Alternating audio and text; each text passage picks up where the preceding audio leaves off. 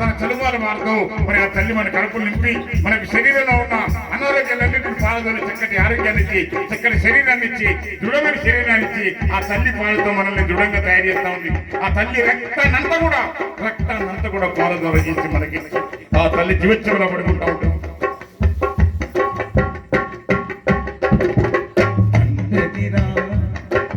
కన్నదిరా తల్లి నవమాసాలు మోసి నిన్ను కడుపులోన దాచుకుని కష్టాలను ఓర్చుకుని కడుపులోన దాచుకొని కష్టాలను ఓర్చుకొని కడుపులోన దాచుకొని కష్టాలను ఓర్చుకొని మరి ఎప్పుడైతే కన్న తల్లి గర్భంలో మనం మొలకాయ మోస్తామో ఆ రోజు తల్లి కష్టాలు మొదలైతే 1 నెల కాదు, 2 నెలలు కాదు, 3 నెలలు కాదు, 4 నెలలు కాదు, ఏకంగా 9 నెలలు అవసరం అనుకో.